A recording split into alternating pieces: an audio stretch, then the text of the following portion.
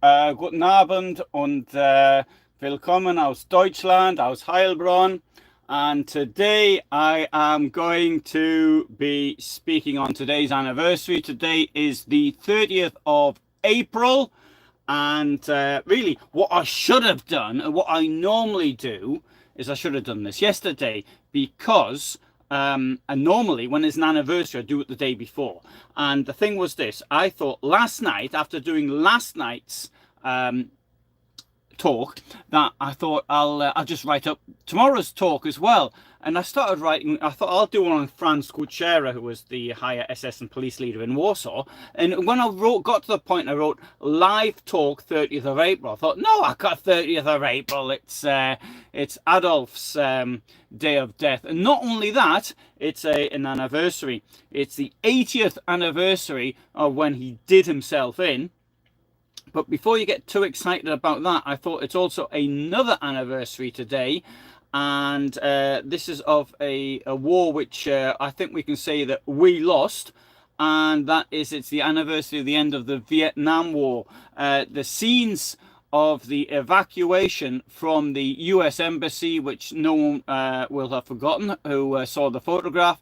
It wasn't the US Embassy. The famous photograph was taken, but from an apartment block, but that's the helicopter sitting on the top of the apartment block, and Henry Kissinger having messed up the timing of the evacuation. So that was 50 years ago today. I wanted to mention that one as to put things in context. So indeed, whereas we may wish to be happy that Adolf is given up the ghost, gave up the ghost, at the same time, I do want to put things into perspective. Obviously, the regime in Vietnam is still in power today, 50 years later, and certainly the first parts of the regime in Vietnam, which led to 2 million people fleeing the country. I think that people don't flee on flimsy boats because of they think they can earn an extra 20 cents an hour in the Philippines or something like that. So it must have been pretty bad. Anyway, that apart, let's go back to 80 years ago today, and the situation in the bunker. Now, what I would have done if you do something on the last day in the life, well, as Hitler did himself in at around 3:30 in the afternoon, it is a bit of it's a bit difficult to actually sort of start at 3:30 in the afternoon the previous day. So I want to start this story off 36 hours beforehand. I think that makes more sense. But before I do anything else, I need to mention something on the sources. Who actually talked about this, and where does our knowledge come from? Because there are things which clash. And in this case, anybody who talks about what happened then should really say the two things. It could be this or it could be that. Or that might happen then, or that mightn't have happened then. Now, when the people did the film Untergang, they couldn't do that because they had to have it flow all the way through, and so that was fair enough. And it's not fair also to say things were mistakes. It's just that I might say I don't think it happened in that way, which is I hope fair enough. So the number one eyewitness, because I've just finished reading his biography for the second time, is Rochus Misch. He was the radio operator. If you get a chance to read the book, it's really good, because the book itself, it reads like somebody who, first of all, he does have a lot of admiration for Hitler, but he writes like a man of the people, a normal person. His wife was a SPD, and he really was very devoted to his wife, and that was quite clear. And her family, who'd been communists previously, he openly states that he doesn't want to go to the front. And so people, what they do if they got worked around Hitler, they couldn't actually get further promotion. That was it. That was as far as they were going to go. So that's why people left, like Traudl Junge's husband left. only to get himself killed. Well, Rochus Misch, he got himself hurt towards the end of September 1939 in Poland, in Modlin, and so he decided that was enough of that. He didn't want to have anything more to do with fighting. And next one I'm going to mention is Otto Günsche, and third one is Heinz Linge. These three are really important. Otto Günsche was Hitler's adjutant, and Linge was Hitler's valet. And these three are really important because they were captured by the Soviets.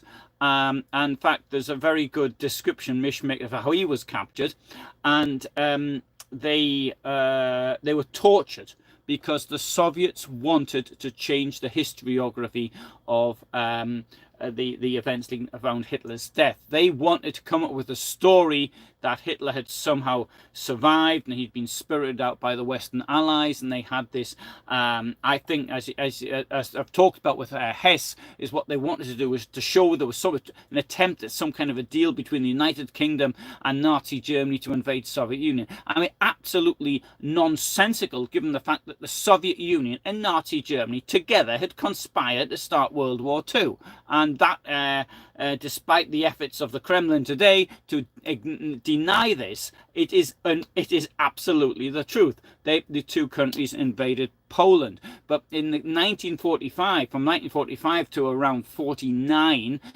these people were really badly treated in order to try to get them to make statements. Now, but to make it worse, that they didn't actually agree on certain things. And that's also to be expected. I mean, if three people in this situation, which is a world which almost was completely spaced out, it's totally isolated from this terror that's going on around it. And it seems to me to be sort of reasonable that some details they're not going to agree on, but they all agreed on the fact that Hitler was dead. Anyways, another person, well, Johannes Hentschel, he was the one. The 1981. I haven't seen it, so I just saw the first couple of minutes of it. The one with where Anthony Hopkins plays Hitler. I don't know what it's called. Hitler the Bunker or something like that. The Bunker, maybe it's called. And I believe it's about him, because anyway, he sort of appears at the beginning of it. Another person is Erich Kempka. Now, Erich Kempka was in the bunker at the end. He got out. He managed to escape out of Berlin, and he wasn't captured until ages afterwards, and he was taken by the Americans. The problem is with Erich Kempka is he changed his story several times, and so this made it a bit more difficult. And but we do also have Hitler's secretary, Traudl Junge, who turned out to be an excellent witness. Gerda Christian was there as well. And there's another one who is often not thought of, and that's Else Krüger. Else Krüger was the she wasn't. She was the secretary of Martin Bormann. And she might also have had some other type of relationship with him, but I don't know that. And she was interrogated by British intelligence, and she ended up marrying her intelligence officer, the person who interrogated her. And they went off to live near the Wirral somewhere, which is the port. It's near Liverpool, but next to the sea.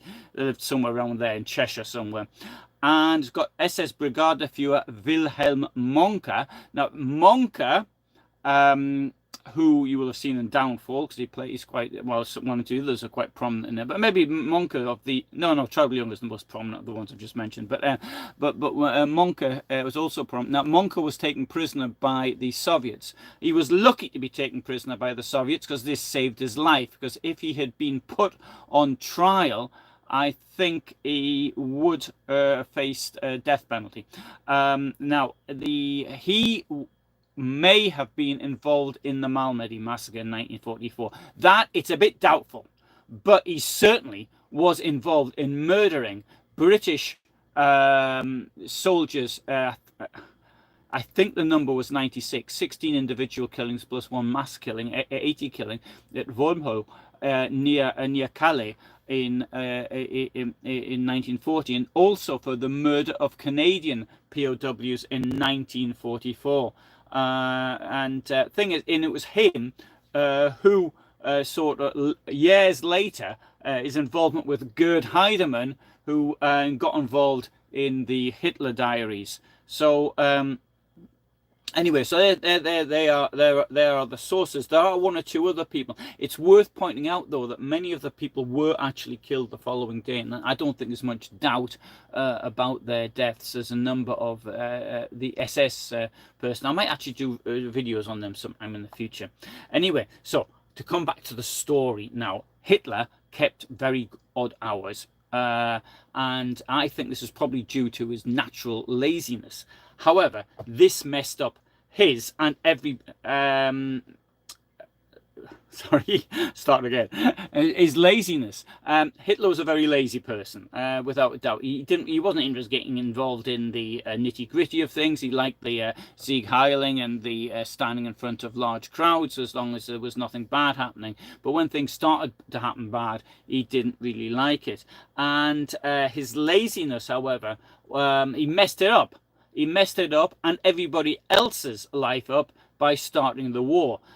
Hitler was somebody, he would get up late, then he'd knock everything further and further back, so he wouldn't go to bed until very late. Indeed, Albert Speer said in his biography that the joke was that if Hitler started getting up getting up any later, his situation conference would be at a normal time to suit any normal early riser. Now, but the thing is this, he's now in the bunker. He hasn't gone outside for a while. And in the bunker, there's no natural light. Day fuses with night in such a way that they wouldn't have known what the time was. Yes, there were clocks, but the clocks are only 12-hour clocks, aren't they? And so it would have been this at 6 o'clock. It's at 6 o'clock in the morning, 6 o'clock at night. They don't know. Well, I suppose in April it's like both times. Just to add to this, you've got the humming of the air conditioning. There was bad air, and this was caused by them having to turn off the intake valves. And there was also a foul smell, which I think stands to reason in a bunker of this nature. Hitler had been the ruler of a great Reich. You can see in the newsreels how he was treated. But now, effectively, the only thing he ruled, and that was of a bunker, an underground hole. And not only that, he was sort of only really ruled it in theory, because people no longer showed him any respect. He no longer stood up when he entered. They ignored his requests not to smoke. They openly drank alcohol, didn't stand up in his presence, and there is even record of him having to ask people to be quiet or turn the music off, and then the music not getting turned off. So on around, now we have the first problem, the first thing which is messed up, is around 2 in the morning, possibly, Hitler chose to dictate his private testament. And in his private testament, he explained the reason for what was to come next. 4 copies of his testaments were made. So he made a private one and a public one. I'll deal with the public. I'll deal with it short, in very short terms. And so he made 4 copies, hoping that one would get through. And it took Traudl Junge around 2 hours to type them up. Now, we know he got married. And we know he wrote his testaments. But we don't know which order they happened in. Now, when the account was made, British intelligence study said by, and his name, I've forgotten his name, the one that said the Hitler diaries weren't fakes. Hey, this is happening to me more and more. I just keep forgetting people's names. Doesn't matter. Anyway, so the British intelligence report initially said that he wrote his testaments first, and then he got married afterwards. But most people tend to say he got married, then he did his testaments. It's not clear. Anyway, the reason for what was about to happen, or what had just happened, was the following. During my years of struggle, I believed I ought not to engage in marriage. But now my mortal span is at an end. I have resolved to take as my wife the woman who came to this city when it was already under siege, virtually. After long years of true friendship, to link her fate with my own. It is her wish to go with me to her death as my wife. This will make up for all I could not give her because of my work on behalf of the people. What a... anyway. So anyway, Hitler bequeathed his effects to the party, or if it doesn't exist, to the state, and then maybe rather logically thinking that, well, the state mightn't exist, so it doesn't really matter anyway, does it? Now, once he had explained why he was getting married, he went and did it. And I've often wondered what the situation must have been, because there was a registrar turned up. Now, it wasn't as though you could just nip up at 2 o'clock in the morning and find a registrar somewhere and bring them back to the bunker. It's a bit illogical, this. So what really must have happened, that Goebbels must have had him on standby. And so Hitler must have tipped off Goebbels a couple of days earlier, and Goebbels, who had the propaganda ministry, and so therefore he would have had access to this registrar to come round. Anyway, so the registrar also turned up in his party uniform with a Volkssturm armband. So it looks as though he was sort of more or less ready and kept on standby. Anyway, there's this really good scene in the Untergang as well, in my opinion, when the registrar asked Hitler for his ID card, and Goebbels said, "That's the Führer." Anyway, so then they had, once the ceremony was over, they'd have a party. But at this moment, it does seem as though Hitler sort of left it from time to time to discuss things with Goebbels and Bormann. And as both of them would be dead within the next few hours, all three of them should be dead, it would seem as though they were talking about the Dönitz cabinet. And Hitler had sort of made his plans for the new government. Goebbels got his reward by becoming Reich Chancellor, but Goebbels turned it down. He said he wasn't going to leave Berlin. But this was a moment that Hitler could show his gratitude for to some people, or ungratitude. For example, Albert Speer, who had turned up a couple of days earlier and told him that he'd been ignoring his orders. He wasn't named in the new cabinet. In fact, the person who took his job was his deputy. Gauleiter Karl Hanke, however, who was still defending Breslau, which had been surrounded now for what, about 12 weeks, something like that.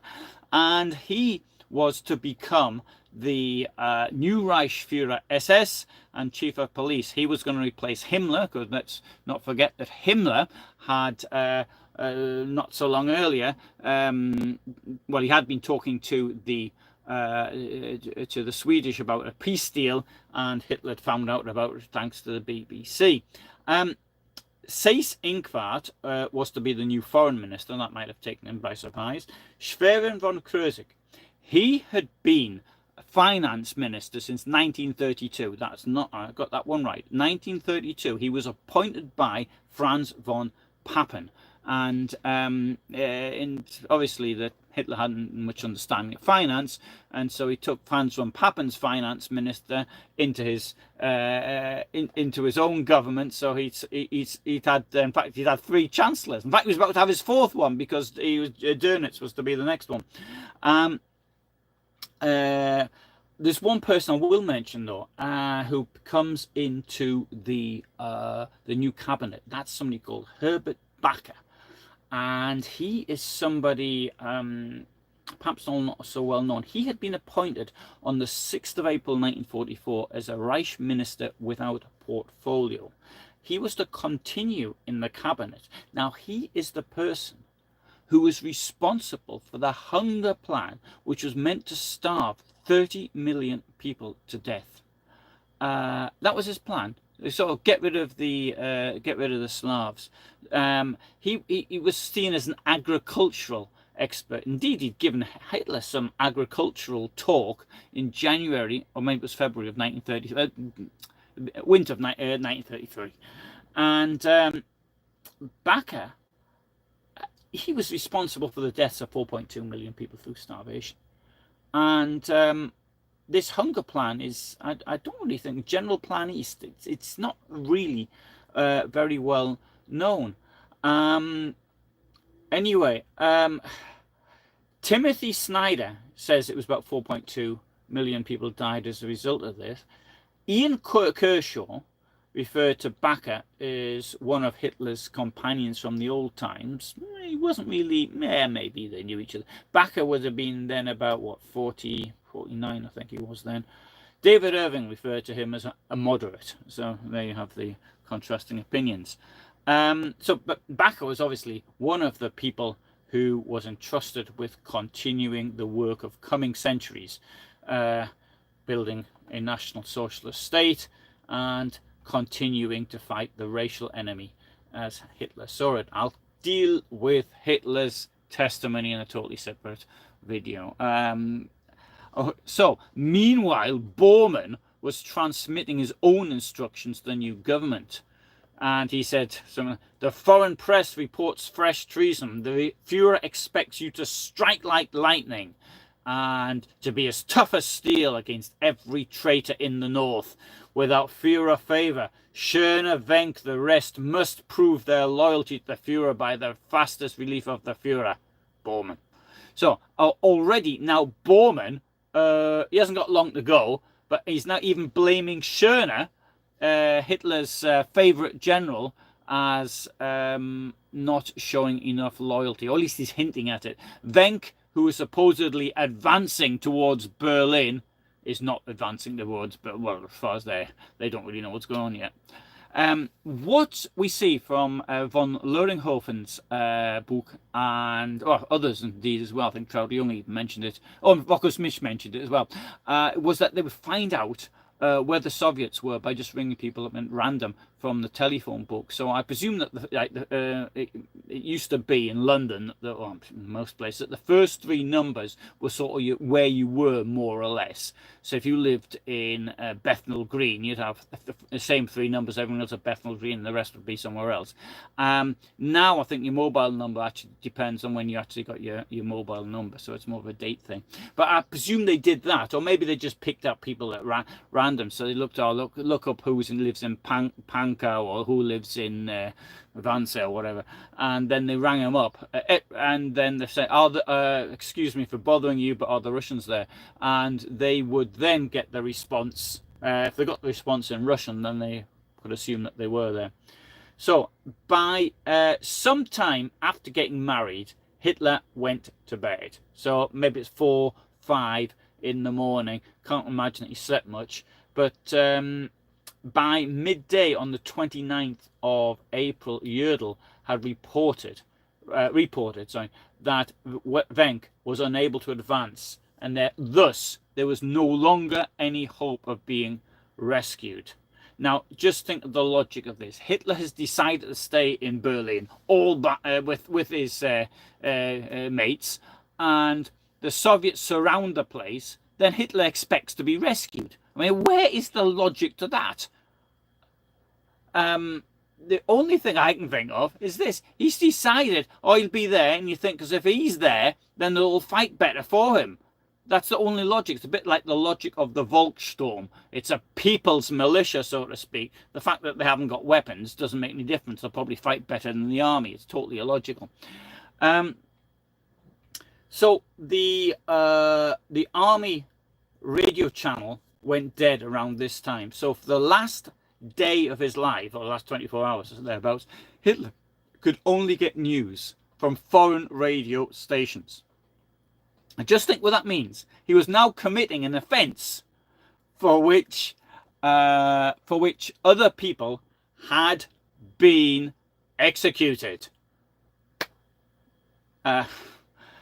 Anyway, and a news report came through, and it showed that Mussolini had been captured along with some of his entourage. There was a number of people with him, and they'd been killed.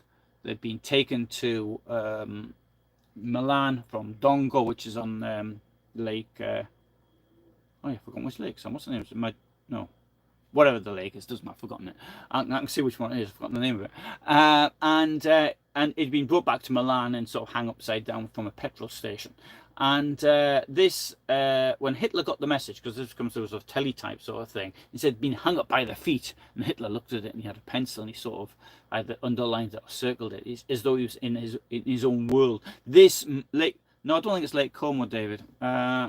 It's the one next to it on the right. But anyway, whatever. No, sorry, it is Lake Como. Sorry, it's on the western side. Yeah, it is Lake Como. It is Lake Como.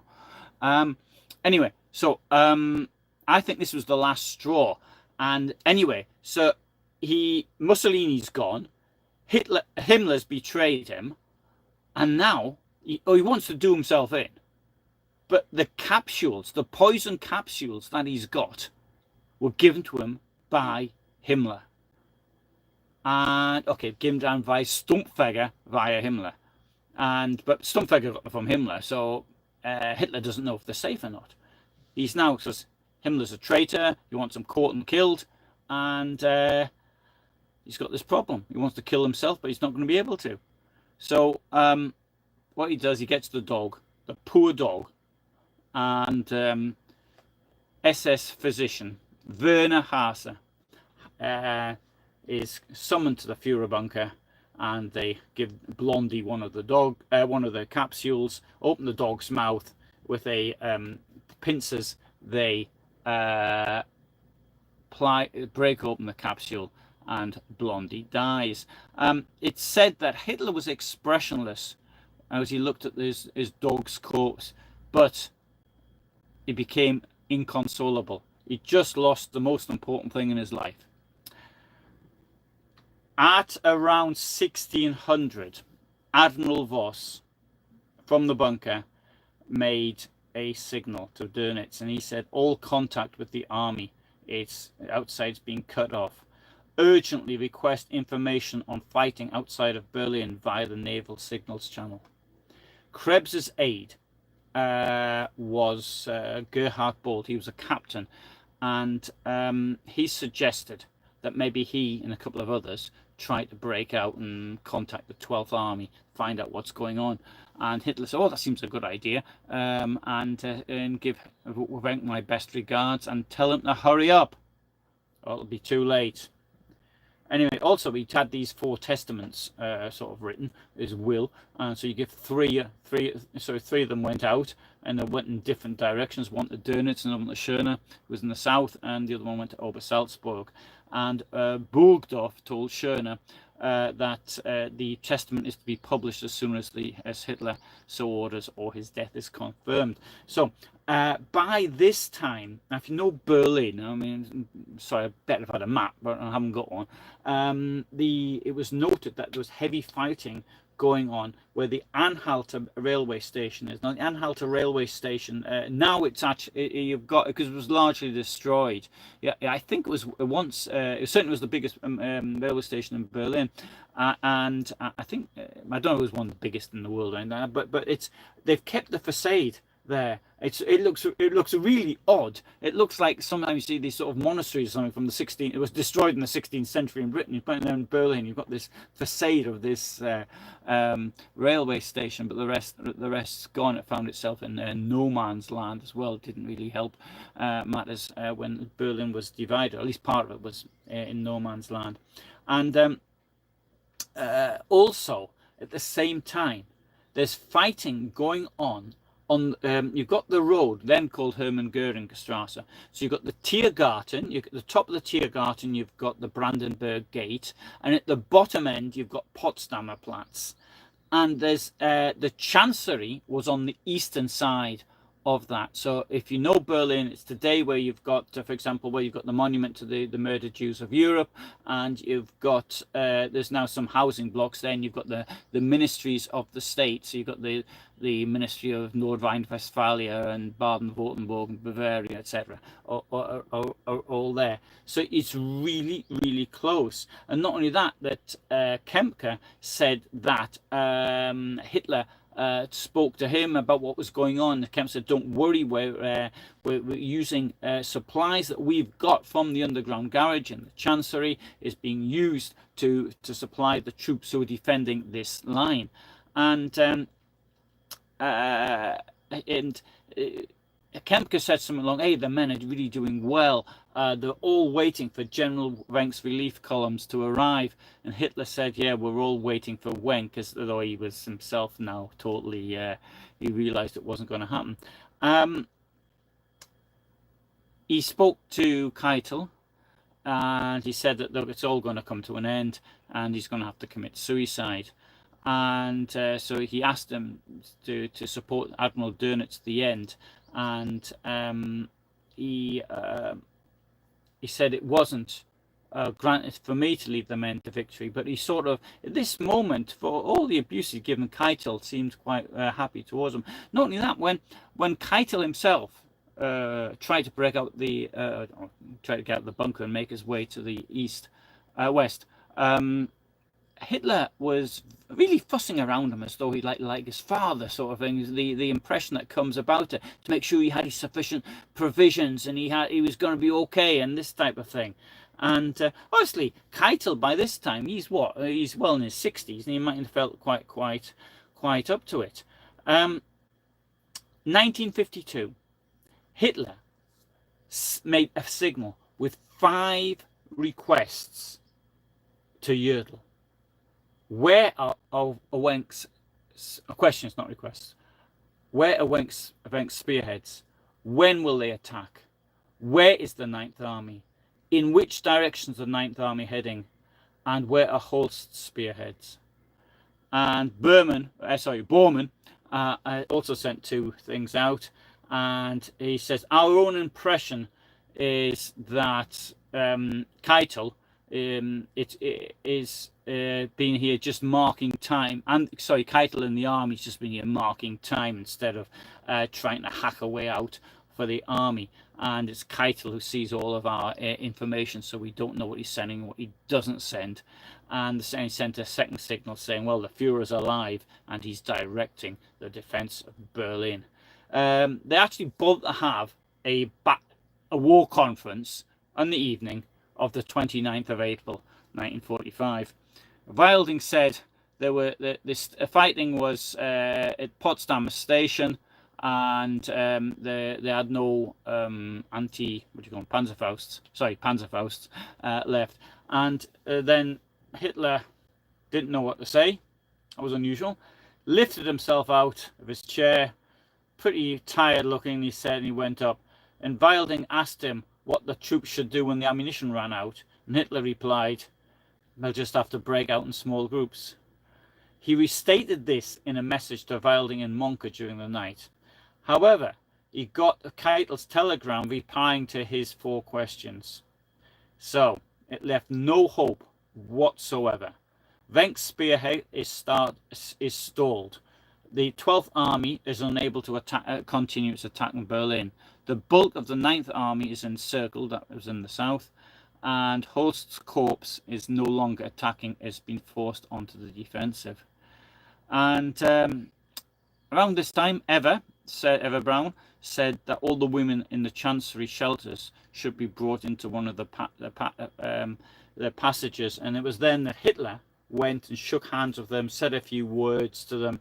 And it was then, as you see in Downfall, one of the nurses makes a hysterical speech begging him to bring Victor.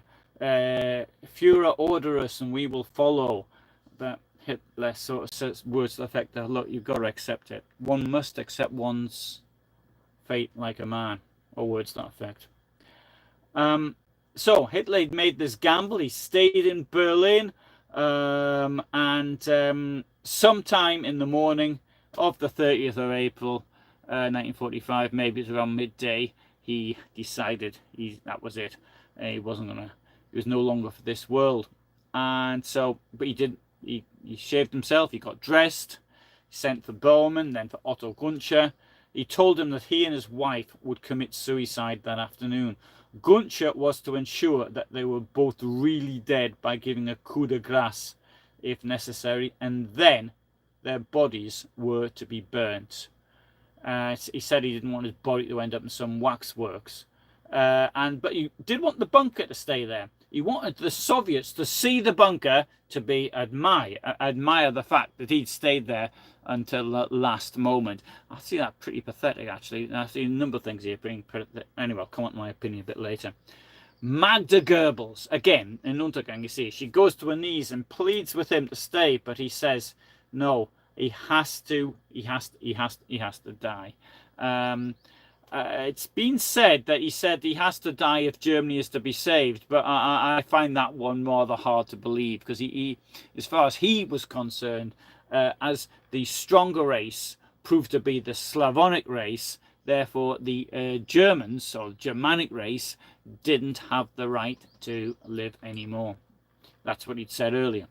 When he walked through the bunker the last time, he came with Eva, and there was a number of people there waiting. He probably saw the 2 stretchers that were meant for his body, so that was his equivalent, I suppose, of a coffin.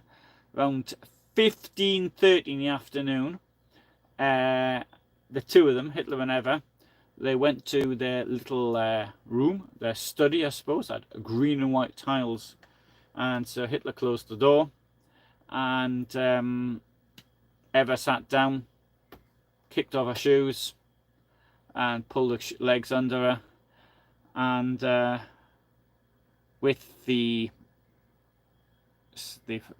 portrait of the Great frowning upon them, they unscrewed the brass casings and then they did themselves in. Now we know that Eva committed suicide by taking poison, but what about Adolf? Well, I mean, I don't know, because I wasn't there. Well, I was there, but I wasn't paying much attention, actually. But he mightn't actually have shot himself. I don't know. I mean, it's often said he used a gun. I'm going to give the evidence for him not having shot himself, because there's so much difference. But in 2017, there's a French forensic pathologist called Philippe Chalier, and he went to Moscow and he examined the dental remains which are in the Soviet archives, and so he claimed that the teeth were a perfect agreement with the X-rays taken from Hitler in 1944. He used electron microscopy to examine the tartar, which only contained plant fibers, which would, and it just further confirmation that Hitler was a vegetarian. In 2018, in the European Journal of Internal Medicine, there's a paper of which Chalier is one of the authors, as for the researchers, and they concluded, and they say that this cannot be a fake, and they say that no gunpowder residue was detected, and that would indicate that Hitler didn't die by a gunshot wound through the mouth. Having said that, you've got Otto Axmann, you've got Günsche, who said he did shoot himself, so I really don't know. I mean, there's another possibility. Only occurred to me this one today. Maybe he did try to shoot himself, but he missed. Anyway, there you go. There's the last day on Hitler. Yeah, and then he got the plane to Argentina. Right, good. So that's today's little expose. Now, when I was in Berlin, I did a video. I talking myself through the streets, starting off at the Chancellery. It's called "The Escape of Martin Bormann," and I still haven't. I haven't put it together. It's still lying there as raw video since I walked through the streets talking about it, taking you to the places where he was. Finally ending up in the place where Otto Axmann saw him for the last time, which was very busy because they've built a railway station there. And anyway, I'll publish that one day. Let's have a look at some of the comments. I hope you hope that was okay. So let's have a go through this and oh, sorry, I can't. Sorry, there's so many I can't. Here we go. So hello, Colin, Craig, Deb, Scott, Ian, Mohammed, and right, okay, sorry. First comment from Scott, who writes, Hitler's suicide was a bankrupt gambler's leap into the void. Sir John Keegan. A bankrupt gambler's leap into the void. That's a good one, isn't it? Yeah, I like that one. Please hit the like for Alan, says Ian. Yes, please. Oh, right, and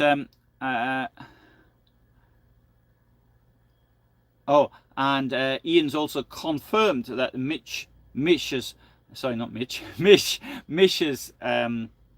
memoirs are really informative and an interesting read. Yeah, yeah. I really, it is so. It's really easy. It's really easy, and not only that, when you read it, it's like the.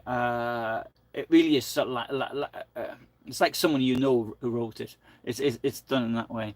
And anyway, so Scott confirms that The Bunker is the title of the 1981 film, which is, oh, sorry, it was on YouTube. I haven't actually seen it, but I didn't think there was any. I mean, Anthony Hopkins is brilliant, but I mean, when you've had Untergang, every other Hitler after that just doesn't seem very good. Yeah, Colin writes that Misch replied to every letter written to him after the war until very shortly before his death. Some were just addressed to Rochus Misch, Germany. Yeah, he said this. He says that there were even people who ring him up, unaware of what the time was. I mean, I've had that done to me as well. People sort of ringing me up at 3 in the morning and getting the appropriate response, as far as I'm concerned. But and his name was in the telephone directory, and so he was absolutely open to this. All right. And David mentions the drug use. Yes, Hitler. I presume I'm referring to Hitler's drug use. Hitler. Yeah, spaced out atmosphere in there. Yeah, there's another actual witness, was the dentist who came in. He did Magda Goebbels when he was there, and I've forgotten his name. Well, I'll come back later. And anyway, so Colin says, Alan regrets not meeting and interviewing Rochus. He would have likely entertained any approach, very open and honest. Yeah, well, yeah, that's true. I mean, there's so many people that do regret. Today, today I just thought, but Bormann's secretary, I thought, yeah, I could have done that. For example, I mean, it wouldn't have been all that difficult. Also, because I was doing I put some videos together, and I was thinking related to communist time in Poland. But I'd wanted to interview Jaruzelski, the communist dictator in 1980s, and really that wouldn't have been difficult. I mean, friends of mine met him. I was managing director of a company, a magazine, and we had staff went to see him, and I mean the questions that they asked. 3 of them went round there, and they couldn't come up with sensible questions, in my opinion. But anyway, that apart. Anyway, yeah. So Sonic writes that, hello Sonic, Krebs and Berghoff, were having a few drinks. Yeah, they're probably pretty plastered. If you're going to commit suicide, being plastered is not a good idea beforehand. Mind you, doing lots of things like driving before committing, before drinking and driving is not a good idea either. Yeah, Bormann increasingly became boss, says David. I reckon Bormann, by 38, not today, 38, that's 3 years before Hess did a bunk, he was already, Hitler picked him out. Bormann was one of the people who had to be informed in the event of Hitler's death. And so he became a sort of not exactly the executor of his will, but he had to be informed. He didn't, not Hess, but Bormann. And that was the first will he wrote in 1938. Anyway, yeah, Colin says Blondi ignored him a couple of times. Yeah, that can happen. Deb says he was taking a lot of drugs for various ailments. Could this be the reason for his shaking and not the assumed Parkinson's disease? Well, it could be, Deb. I don't know. I'm not a pharmacologist, but yeah, I suppose that is possible. I got a friend of mine who likes a drink now and again, and anyway, I made his breakfast for him. I was staying at his place. I made the breakfast, and what really surprised me is how his hands were shaking, and it quite frightened me, and I'd never seen this before, and anyway, so I know I told him, just sit down. I'll give you a spoon. I'll give you in a bowl. I'll just put everything, and you can eat it in there. And then it stopped after a while. But he told me it happens every day until he drinks. Anyway, so Colin says it was Hanke's plane. I can't remember what that was referring to now. Hanke escaped from Wrocław, allegedly in a helicopter. But I don't think that's true. I think he escaped in a Friesler Stork. Anyway, tomorrow is Goebbels and Hans Krebs, and I think Franz Schilder and Wilhelm Berghoff, says nobody. Yeah, but I won't be doing all four. I've done a video on the murder of the Goebbels children. But whilst we're on the subject of Goebbels, I will point out that the death scene shown in Untergang, which I also said in my video about them killing themselves together, it probably, according to Rochus Misch, he gives the argument that they killed themselves separately, the Goebbels pair. I mean, which I think stands to reason, seeing as they hate each other.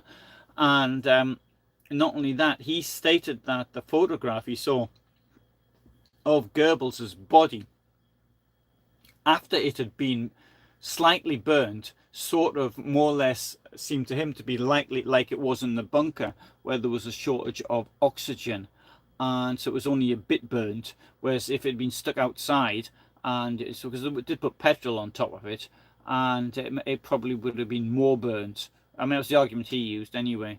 Right, and oops, sorry. Yeah. Well, nobody says that Model was his favorite general, but Manstein was one of his last. Yeah, no, Schörner was his favorite general. I don't think there's any doubt on that one. And Goebbels was his most loyal. He certainly was. He killed himself with him, and he killed himself because he wanted to. Nota bene. Krebs and Berghoff killed themselves because they didn't have any choice on the matter. But anyway, so thank you very much to Zing. Thank you very much. Very much appreciated. So Zing sent $5 and says, you're painting a picture that enables one imagination to be present on scene. Oh, good. Thank you. I like that one. I was trying to do that. It's not always that often that I get a subject to which I can actually talk about in this way. Because, for example, maybe I could do with that story about the Krug and the Egyptian rocket program. That allowed, because that was like a bit of a sort of an exciting story. Certainly the last thing I did, the last couple of things I've done, sort of didn't really lend themselves to that type of a thing. Yeah, so Scott mentions that, Entav says, how can he not have had an escape plan? Yeah, look, I would say this. I think often these situations arise is that people don't have plans. And I was once asked for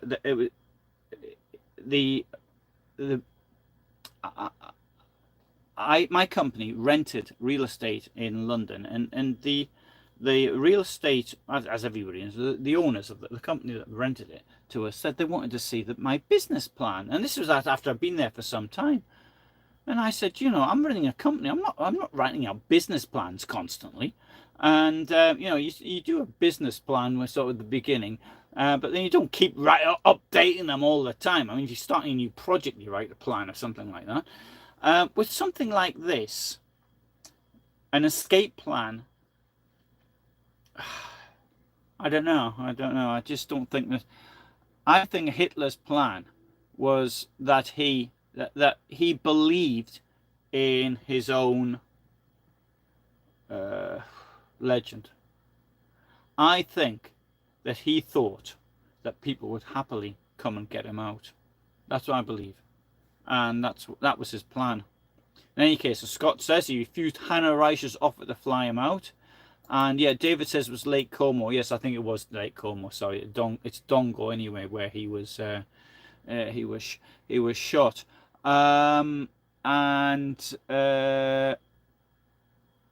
Right, nobody says maybe the U-boat submarine theory, but he did have a farewell note before his death. Yeah, I don't believe this survival story at all, and. It's one of these things you think, oh, that makes... was it Grey Wolf or something? He said, oh yeah, make a good film. Hitler was in no condition. He was in no condition to walk down the Anhalter Bahnhof. Never mind get himself into a submarine. He's in a really bad state. Physically, he's in an awful state. And Hitler was pretty healthy until he, well, till about what, an invasion of Russia, I think, Soviet Union, I should say.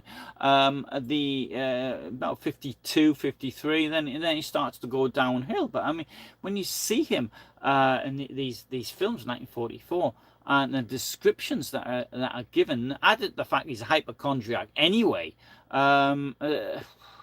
Hitler was frightened of dying. He also thought he had some special mission in life, and so he had to stay alive until he'd finished his mission. But as his mother had died when she was 47, and I think that's fair enough. So one of your relatives dies early, then you might think, well, the same thing is likely to happen to me too. But anyway, good. So Ian says Hitler didn't want to risk capture. And what happened, says Murray, to Hitler's doctor Morell? Right. So what happened to him was the following. He said to Hitler that he wanted, more or less said he wanted to go out. He tried to make up some excuse. He was realised that the end was near. This was around, I can't remember the date of it, but it would have been a good week beforehand that Morell said he wanted to go out, and Hitler said to him, right, go off to your practice in Kurfürstendamm, was it? Oh, Bleibstart. No, it wasn't Kurfürstendamm. Go back to your Kurfürstendamm practice. So anyway, so he got out of Berlin. He was picked up by the Americans, I think it was, and he died. He was in prison. He was in pre-trial detention, and he died. But he had lots of notes on him, and the notes were actually published. It was David Irving who actually transcribed the notes for Morell. In 1948, I think it was. Morell was a pretty disgusting character anyway, but it seems that from the descriptions that we've got of him. But at the same time, he was one of these people who made money out of the Third Reich. He was a very corrupt nature. I mean, it wasn't so much Hitler at the top who was being corrupt. I need to point that one out, in all fairness to Hitler. But there's other people who saw the money-making potential of this. So you've got these things in the 30s with the cigarettes, for example, that true National Socialist only smokes these cigarettes, and that's only because the cigarette manufacturers done a deal with the Nazis. And so with Morell as well, he had his pharmaceutical factories, one of which was in Moravia, and he had another one in I can't remember where it was now, so many in Leipzig, I think. And so he was producing things which were then being supplied to the soldiers on the field, but some of these things weren't much use, so which was the problem. And so he was also said a very flatulent person, and he would go to sleep and during Hitler's monologues and things like that, and other people would get angry with him because he wouldn't turn up as like you're supposed to do. And so they tried to sort of circulate. So they'd be sitting around the fire up to about 2 o'clock in the morning, something like, and Hitler would be rambling on. And so it was Morell who sort of failed to turn up a couple of times, and no one ever stopped Hitler rambling on. I don't know why. Anyway, so Colin says, how did Blondi feel? A little rough. You can think about that one. Right, Morell changed the course of the war, says nobody. Well, actually, I don't know if I was going that far, but yeah, there may be some truth in that, because not only were I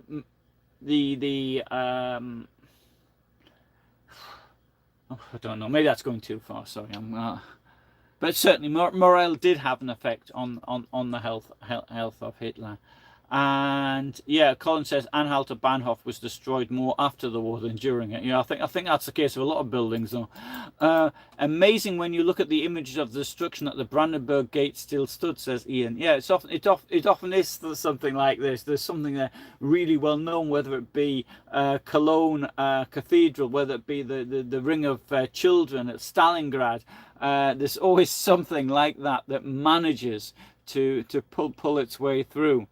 And nobody says, I forgot the name of the woman who wrote a book of the Führer bunker experience. That's Traudl Junge. I don't think any other female wrote up about it. Don't mention Zavar, says Donald. I thought Donald was British. Sorry, American. I just assumed, but with a comment like that, you must be British. Ian says it would have taken someone in far better health than Hitler to survive a long submarine journey to Argentina. Yes, I think so too. I mean, I said the other day about I can't understand why people want to go on submarines. I mean, it would just drive me up the wall. And I mean, being in this bunker would have had that effect on me.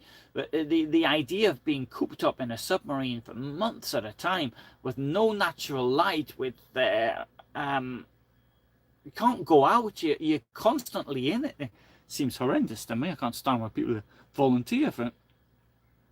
Anyway, and Donald says he saw the photographs of Hitler in Bariloche, Argentina with Perón. Yeah, I think I was there that day with him as well, and so was the dog. You might have seen us both in the photographs. And Colin says Keitel was second-rate, a yes-man promoted beyond his capabilities. Well, he did say himself the only thing he could do was to change his guard. That was he had more possibilities in the First World War than in the Second. Shall I put the light on? Well, is that any better? It's in my eyes now. Right. Donald says around 1952 this photograph was taken. Yeah, I seem to remember it being around then, about 8 minutes to wait. Right, Scott says Sir John Keegan paints a chilling picture of the last days in the book in his book The Massacre Command. The section of Hitler is called False Heroic. Oh, I don't know that one at all. James says Vietnam. I remember it as a kid here in the US that people were really wanting to walk away, wash their hands like after a tumultuous day working the back garden. Very sad. That's how I felt as well, James. And I was, yeah, I'm probably the same age as you are. And I thought it was pretty disgusting, and still do. But maybe I'm realistic enough to think there wasn't a great deal of choice in the matter.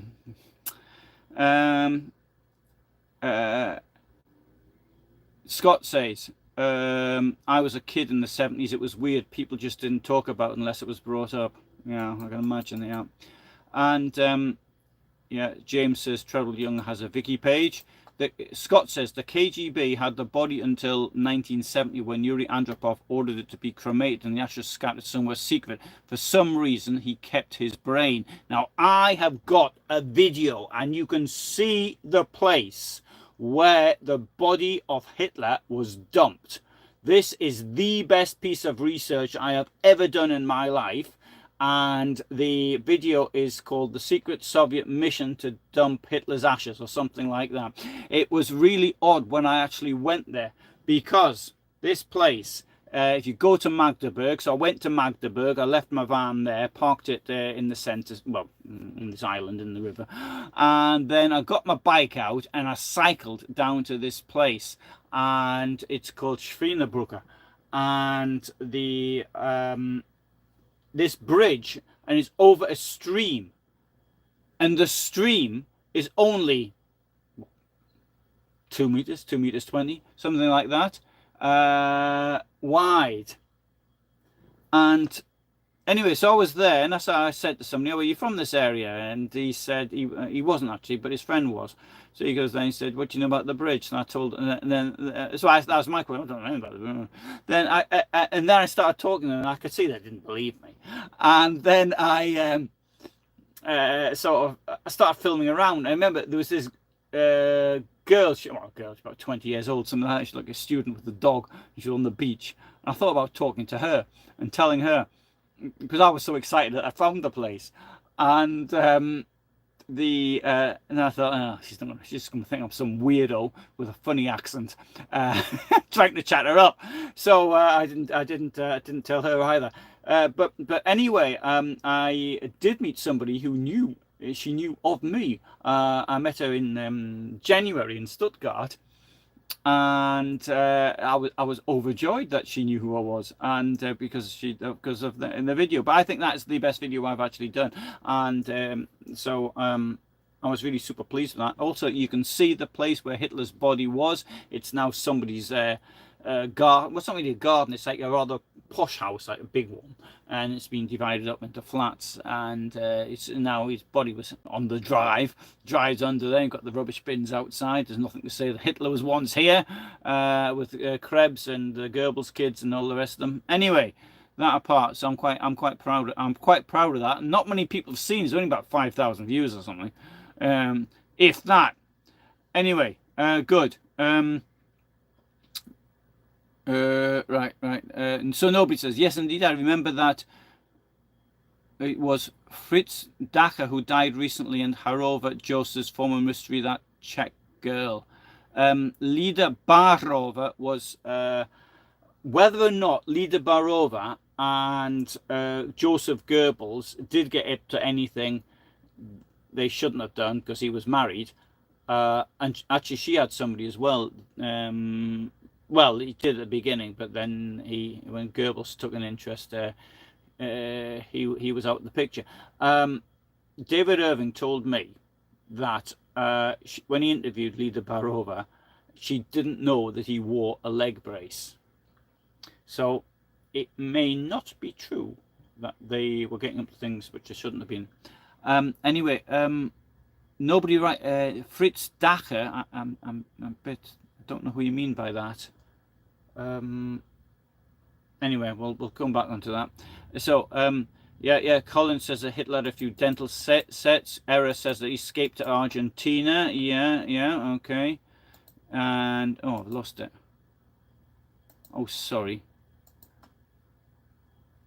Oh, right. Sorry. Anyway, so Scott says, and it doesn't really matter because he's dead. Deb says the teeth they found were not charred by fire. Acton, hello Acton, he died doing leading a brutal war to total destruction and defeat, still leading armies. He managed to get away somehow, not like Mussolini. Yeah, that's a good point. Hello Era, and hello Scott, and Donald. I'm a bit lost at some of the. Scott says the first thing he saw Anthony Hopkins in. I don't know what the first thing I saw was. Might have been The Bounty, actually.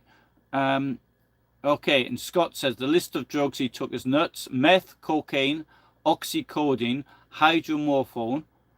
morphine, and much more. Is it hydromorphine? I think it is, isn't it? Yeah, I actually I was about to do a video on one of these things, and I thought, I don't understand the difference between this and this. I mean, I can't really do it. Scott says he really liked cocaine. Yes, he did, because when he got it, it perked him up no end, and he asked for it more and more. And then the doctor said if he'll continue to prescribe it, but he wants to give him an examination first, and then Hitler got rid of him. So Deb says that's why she wonders if it was actually Parkinson's. He was.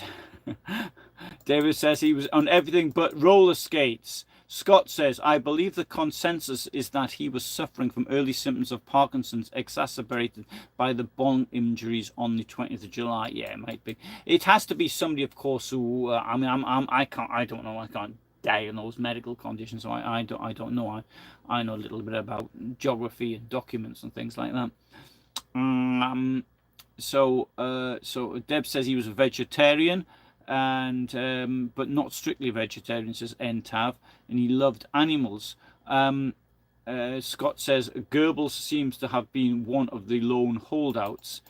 Yeah, actually, that's a very good point, because just about everybody else did desert him, as it turned out. I mean, lots of people deserted him. I mean, he was not getting any respect in the bunker, and that must have really upset him. From the way they treated him before to the way they were treating him at the end of his life. uh, so Scott says we've got Morrell's files. It's a fact. And the theory, and Ian says the theory makes sense about Goebbels' remains, saying that the Goebbels' remains were burned in the bunker and not outside. And Scott points out the model was called the Führer's Fireman, but I don't think there was a friendship between them. I don't think Hitler he wasn't on particularly friendly terms with anybody. There's one or two it seems. I mean, Hitler does seem to have treated everybody with a lot of charm who was around him. And yesterday I actually read again the what do you call it? The trial, 1923 trial, and 1924 trial, for about the 23 putsch. And there's accounts of, for example, how Hitler goes into court on the first day, and you read this in Le Matin, the newspaper, and so he's kissing the ladies' hands and being very deferential to them, and sort of this Austrian charm, which the journalist put it down to. And the way, for example, with Keitel at the end there, he's fussing about him, he's looking after him, and he wants to make sure he's got all the stuff he needs to get out. And when compared to how he sort of could fly off the handle, screaming abuse and all that, so you see, he was able to show some type of emotion in a non-business setting, if you like. Anyway. Right, okay, so Sic Semper says hubris, which is also the name of Ian Kershaw's, Mr. Kershaw's book. And Scott says, according to Morrell's files, he was in acceptable health for a middle-aged man. That's true, Scott, but not at the end. I mean, yeah, if you look in the, I mean, I don't know what the date is on this one here, but by the time, I would say that Hitler was behaving at the end. I mean, it's a bit different because we all sort of live longer and all the rest of it. Because I can remember as a child, people of the age I'm at now, and they looked really old and past it. But now, I think things really are totally different. But even so, I mean, I think Hitler was like somebody 20 years older. It just seems that in the photographs, because we do have the film as well, the 1 or 2 film. No, we don't have a great deal, of course. Anyway, that's just my opinion there. So, according, Ian says, I completely agree about the ridiculous stories and theories of Hitler escaping. Utter nonsense. Scott says it's just silly. And Ian says, yeah, no chance. Oh, sorry. Oh, sorry. Sorry. So my screen jumped up and down. So I might have to right. Oh, sorry. I'm looking to the point I was at. Right. So Adolf Hitler was actually pretty disappointed and sad to hear when Julius Schreck died in 1937. Says nobody. Yeah. That. I mean, I think we're all sad to see our mates die, though. I mean, a friend of mine, he's just 38 years old. He just suddenly dropped. My friend, my former business partner's wife, just dropped down dead at 32. No reason, no nothing. It was just bang, and that was it. She wasn't ill, nothing. Fritz Darges. Sorry. Yeah. Okay. Right. Right. So Fritz Darges asks Ian. Fritz Darges was sent away. He in 1944. So I don't think it was Fritz Darges you're thinking about. Darges was sent away because, according to most stories, put Darges. Hitler was at the Wolfschanze, and there was a mosquito flying around. This was the 13th, or was it the 18th? The or the 8th, no, sorry, it can't have been 13th because Hitler was in Berchtesgaden. It must have been the 18th of July, 1944. Darges was at the Wolfschanze. There was a mosquito floating around, and Hitler tried to swat it and failed a couple of times and asked Darges to get rid of it. Two stories to what happened next. The first one was that Darges says, well, it's flying, so really that's a job for the Luftwaffe. Or the second one went to Rochus Misch's book, and Rochus Misch says he talked to Darges about this after the war. He said that Darges was there with his hands in his pockets and he was smiling, and Hitler didn't like the fact he was doing that. But anyway, he took him to one side and sacked him, and he was off to the Eastern Front as a result. In any case, I would say also, if I'd been in Hitler's position, I wouldn't have been too pleased with Darges in those circumstances either. Anyway, Scott says someone had to go to Peru to get that cocaine and come back. Think about that. Yep. That, yeah, I wonder where it came from. That's a good point. Oh, sorry. So I keep losing these things. There might be a better way of doing it. There may well be a better way of doing this, but I'm not very good at it. Anthony Hopkins was in War and Peace on the BBC. Yeah, I can remember when that was on. And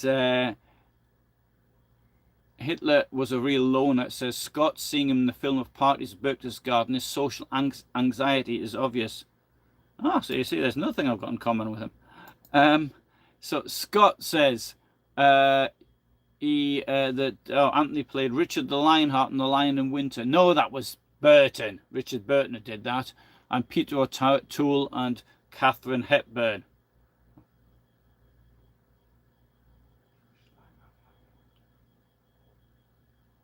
Hang on, The Lion in Winter. Was that Richard? No, it wasn't. The Lion in Winter was Richard the First. I don't think it was. I think it was Henry the First. I haven't seen the film. Anyway, that apart. Henry the First was 1100 to 1135. Richard the First was 1189 to 1199. But I think it was... No, The Lion in Winter was Henry the Second, it was the father of Richard the First. So he might have been in it as Richard, the son of Henry. That might have been what it was. Okay. I don't know. I haven't seen the film. I'm just guessing here. Okay. Yeah. Ian says you adjust what is old the older you get. Yeah, I think that's true. And anyway, and Carl says, hello Carl, escaping is highly unlikely. However, what happened to his body is quite a mystery. All right, Carl, you need to see my video on that subject, which I just referred to. Scott says, aha, it's a fantastic movie about Henry II. Yes, highly recommended. Some crackerjack dialogue, and O'Toole and Hepburn are awesome. Right, so I did get that right. Scott, I've seen the film, and you're right about it. I couldn't remember him being in it. I assume they grew the opium in Germany or got it from Turkey, says Scott, Italy. So they made their own opiates, but coke, too hard to synthesize. Oh. I'm afraid I wouldn't know. The 6 says the exit from the Chancery was adjacent to the Kempka house where they believe Hitler was buried. Yeah, the exit from the bunker. Oh, it's hard to explain this one. If anybody knows, now you've got a block of flats. And you've got on the left-hand side going that way, you've got the Holocaust Memorial at Brandenburg Gate. On the right side, you've got this place, Japanese tea bubble place there.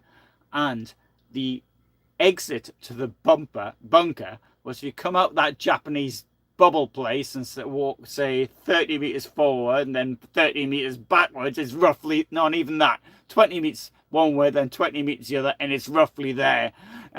Roughly. I've got a video of this. I can't even remember if I actually posted it though, when actually showing it. Anyway, good.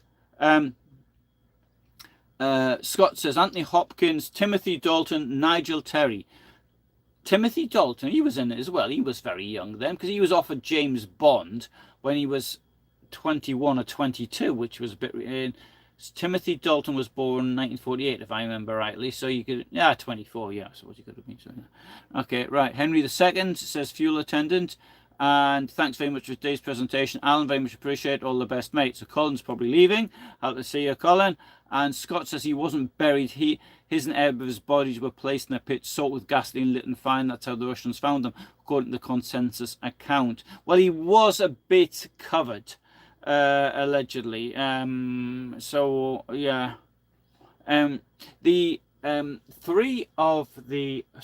Four of the SS men who were there were killed they were killed on the 2nd of May.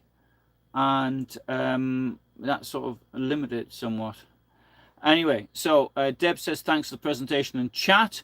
Donald says, if the US didn't help the UK, you would be speaking now highly with esteem of Hitler in the German language. Well, I can do that for you, actually, if you want. I can speak highly of Hitler in the German language, but it needs to be pointed out, as I always say, that without the assistance of the United States, the United Kingdom would not have been on the winning side. If it was on the winning side, that is. It wouldn't have defeated Nazi Germany, let's put it that way, because it went into the war to save Poland and ended up having to give Poland away. So its war aims were not met, but so therefore it lost.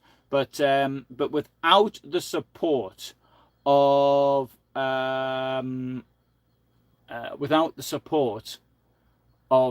the United States, it wouldn't have happened. Anyway, good. So Murray says Mark Felton just released a video today regarding Hitler's burial location. Well, I did it 3 years ago, Murray. When did I put that video up? Filmed in August 2021. It went up in October 2021. So if he's gone and taken, well, he could have just copied it off my video. I would have given it to him. I would have saved him the bother of having to go there. And anyway, so 6 says SS man Johann Rattenhuber. So Murray says bravo, thank you. Right, Rattenhuber, I'll deal with him some other time. Okay then. Right, so as everybody's leaving, no, still 1 or 2 people here. I think I've said everything I can do for today's, but thanks very much for being here. I really ought to have done Goebbels tomorrow, but I think I would just be rather similarly repeating more or less the same stuff. I will do something tomorrow. I'm still here, and I'd hope to make a move by now. But anyway, thanks everybody. Thanks Carl. Thanks Craig, and I'll see you tomorrow. I don't know what I'm going to do tomorrow yet. This has sort of got me in the mood of doing something along a similar line. Oh, sorry. Oh, hang on, just a minute. I don't know. Has he come up with this one about the part of his body? It's in Tutzing or somewhere like that. He's suggesting that Hitler's remains still exist, still to watch. Would the Soviets have won without the US? No. No, they wouldn't. I think. No. Because you've got to accept the fact that Soviets wouldn't have won without the British support and American support. So if the British had kept all their weaponry for themselves and not given any to the Soviets, no,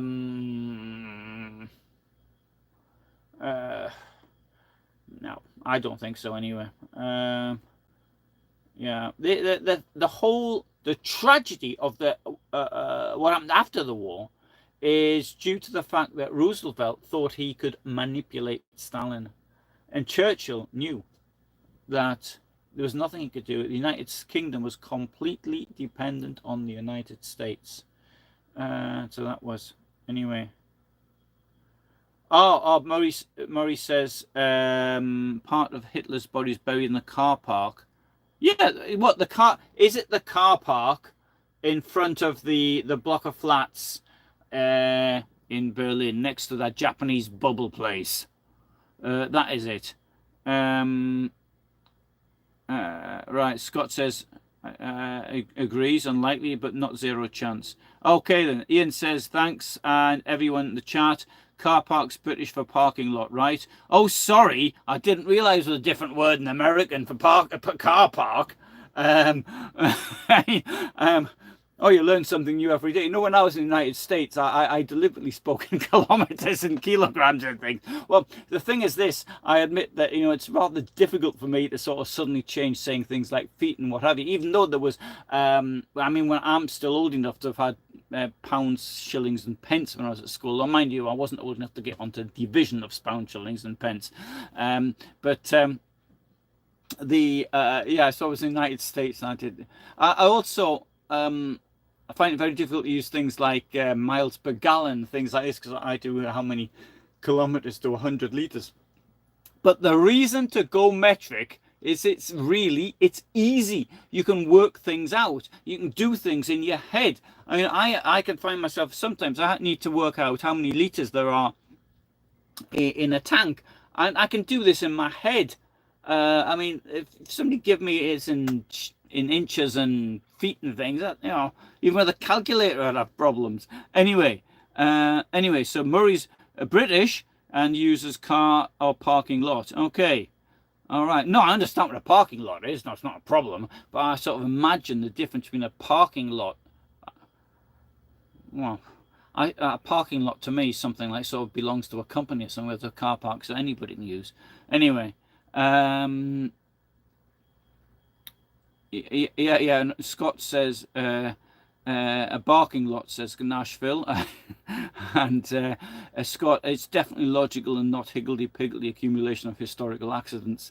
And Murray says I'm also only use imperial. I just can't. To me, it's when there were people still talking in pounds, shillings, and pence.